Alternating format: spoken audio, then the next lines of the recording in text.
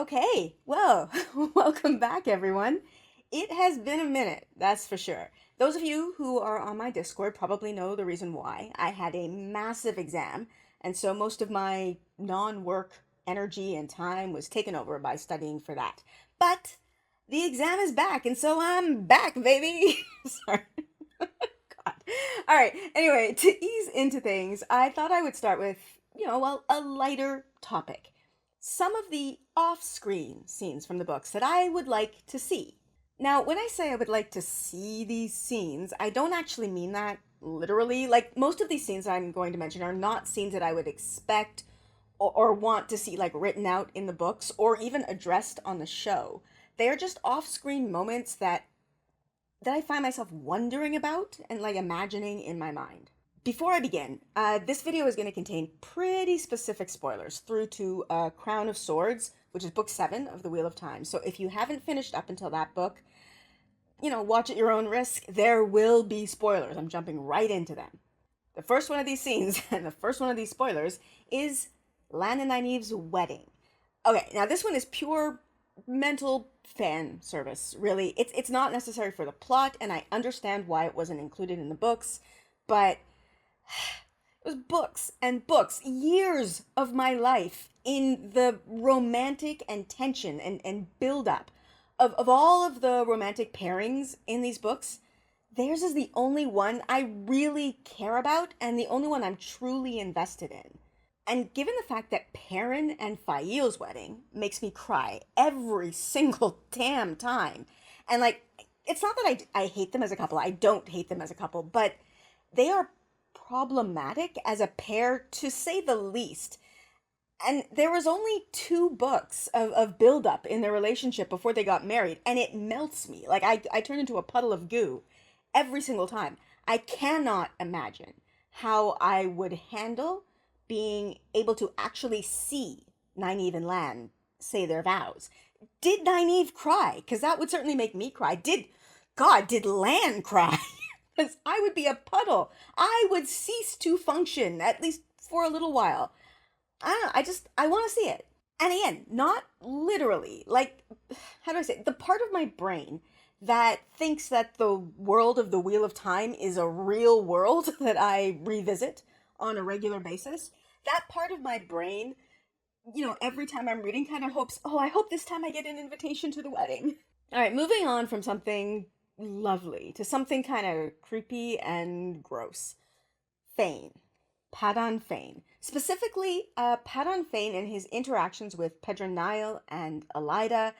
This one's actually kind of a weird one because we actually do get to see a bit of those interactions, but on this one on this list, I just want more.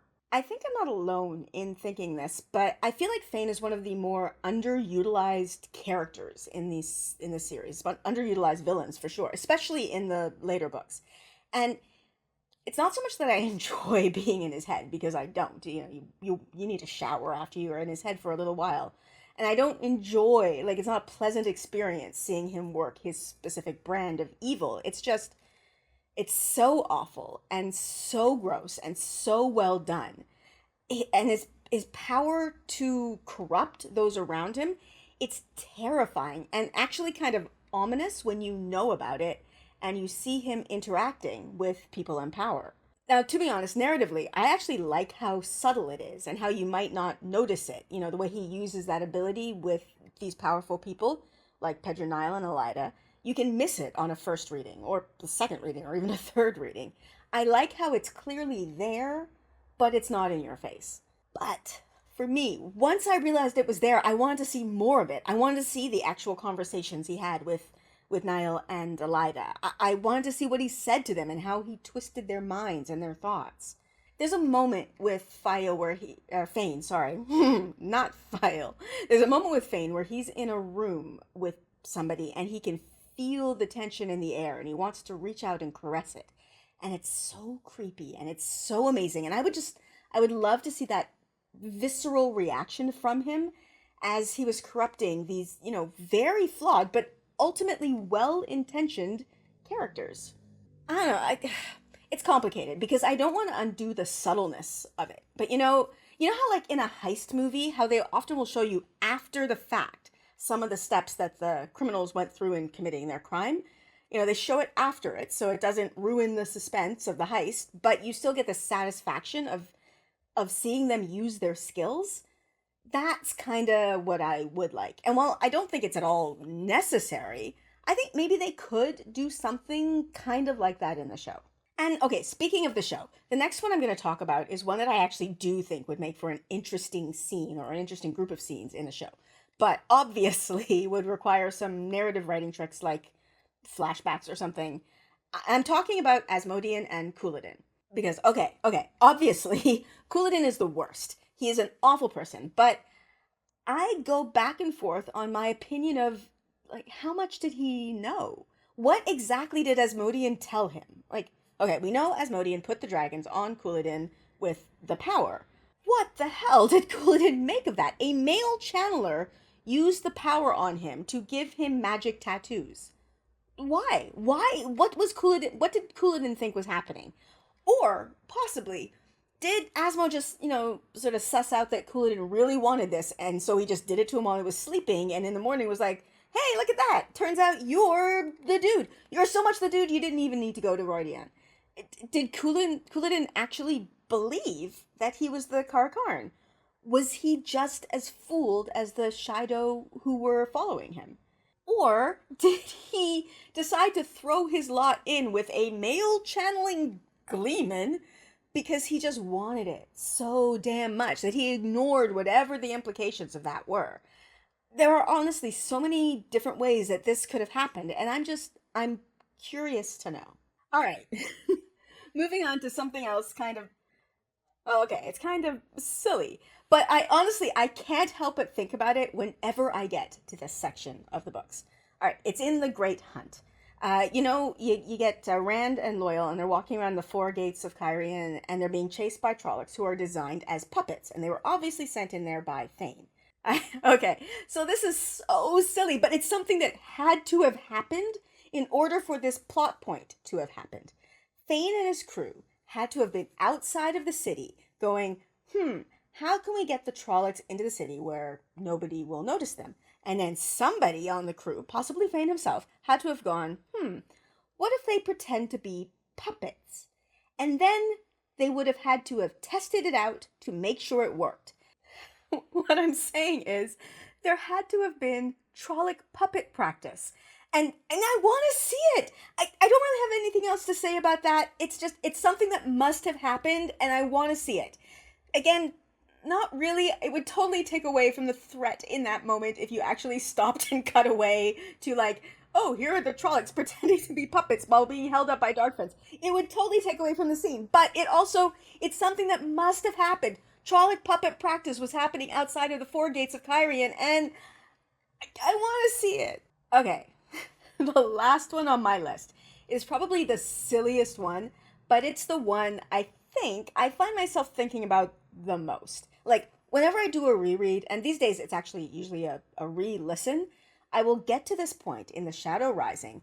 Kate Redding will read this passage, and my mind will just go off on a tangent, trying to figure out what happened off screen, and I'll realize several minutes later that I haven't been listening, and I'll have to rewind the audiobook to this point.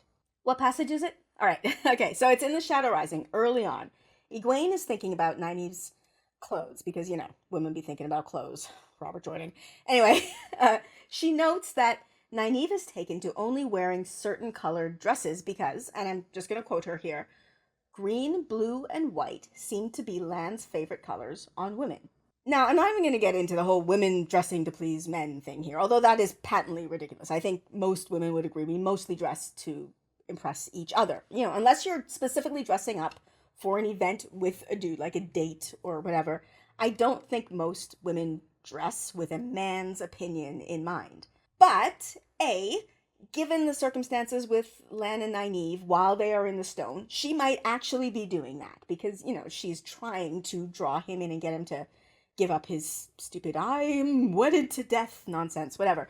And B, that's not even the part of this passage that bothers me. It's what? How the hell do they know what quote, Lan's favorite colors on women are. And the word that is used actually is not, these are Lan's favorite colors. It's, these seemed to be Lan's favorite colors. What? How? What was he doing that caused the women to come to that conclusion? The use of the word seem makes it pretty clear that he didn't outright say, I prefer green, blue, and white dresses on women, which, okay, that would have been an insane thing to say, just first of all. Also, the fact that she thinks his favorite colors on women and not his favorite colors on Nynaeve, that use of those specific words makes me think that this isn't a conclusion that they came to because they were tallying up his compliments on Nynaeve's dresses and noted that he complimented her more when she was wearing those colors, which, again, even that would have been insane. What was Lan doing? What were the women, and I guess because this is Egwene's perspective, most specifically, what was Egwene seeing that made her come to this conclusion? Was she just, I don't know, noting who his eyes lingered on most, and then coming to the insane conclusion that, he looked at these specific women more than others. It must have been the colors of their dresses. None of these explanations make any sense to me. Not for the women to be noticing them, and especially not for Lan to be doing them. Lan isn't going around leering at women. He is observing people to see who is and isn't a threat to Moraine and anyone else he cares about. But I can't see him checking out women in specifically hued dresses. It's just such a silly sentence that it derails my thoughts every single time. What was going on that Egwene came to this conclusion? If I try to make it as logical as possible, the best explanation is that Lan complimented Nynaeve a few times while she was wearing dresses of those colors, and Nynaeve mentioned it to Egwene and Elaine. Okay, but then, alright, I can't help it. As I said, my brain just tosses this back and forth every single time. If that's what happened, then the choice of words in Egwene's thoughts, they're nonsense. Her choice of words is nonsense. She doesn't think his favorite dress is on Nynaeve. She doesn't even think his favorite colors on Nynaeve. She thinks his favorite colors on women. Like women in general. And the use of the words, or the phrase, I guess, seemed to be, also makes it sound like much more of a guess than, I know he likes these particular dresses or these particular colors because he said so. It's utter nonsense. It's not at all important, but just, it derails me every single time. And I'm having to force myself, even right now, to stop thinking about it because I can't help it. What were the girls observing that they came to this conclusion? It's so ridiculous. Okay, so pulling myself out of that rabbit hole that I get sucked into every single time I think about this, I will end this video here. So yeah, these are, I think I did five off-screen moments that I find myself thinking about and kind of want to see. How about you? What off-screen moments are you interested in knowing more about? Are there any that you really specifically would want to see in the show? Let me know in the comments below. And if you're interested in having more interactive conversations with some awesome Wheel of Time fans, you can always join my Discord. I will link that in the description below. And if you like my content and are interested in supporting me, you can check out my Patreon, which will also be linked in the description below. I have to say, I am immensely grateful to my patrons, especially right now. I'm so grateful with you all for sticking with me as I took a bit of a break from making, and editing new videos just due to life getting in the way. You guys are amazing. I can't fully articulate how much I appreciate you all. And with that, I will just remind you all to like, subscribe, and stick around for the art credits. Bye!